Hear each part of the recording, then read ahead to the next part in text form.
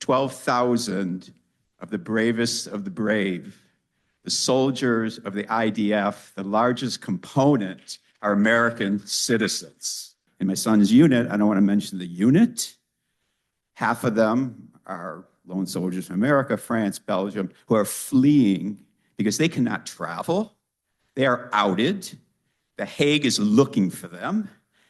And the question, very practical question, I don't know whether the American embassy is ready for this, when the time comes, if they ever want to travel, even to the United States.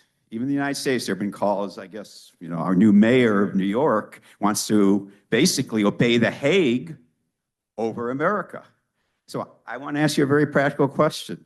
To protect the best of the best, what will happen? Because I think eventually it's going to happen and be tested somewhere in this world. They're going to grab an American citizen they've identified. They know who they are. They know thousands of their names. They're preparing cases. One of my son's comrades had to flee Germany. Another had to flee South Africa, arrested. Another had to flee Belgium.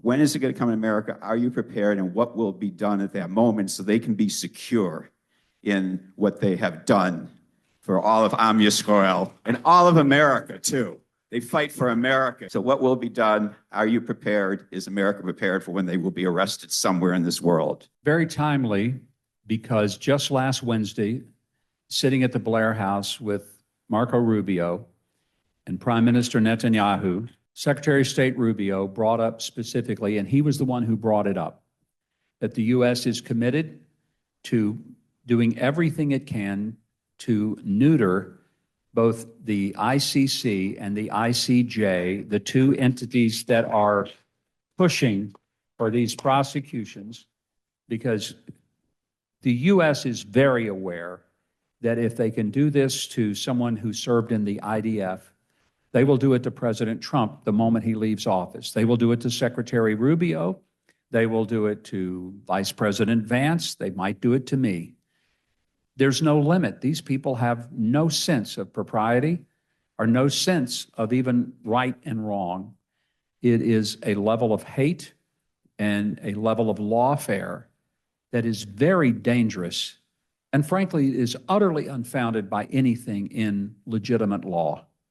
So I have an extraordinary sense of confidence that I can tell you that the U.S. government is not just talking about this, it is actively pursuing a way to make it impossible for the ICC and the ICJ to carry out these nefarious actions against people for having dutifully served their country and their cause. And here's the kind of things they're talking. Serious sanctions being placed on anyone and the countries who participate in it. It's one thing to say we're not going to do business with Israel. But when a country decides it's not going to do business or it's not going to be allowed to do business with the United States, they put themselves in a very serious position of jeopardy economically. So it's a good question, and it's one that has the absolute utmost attention of this administration. And there are many efforts that will address it and prevent that from happening.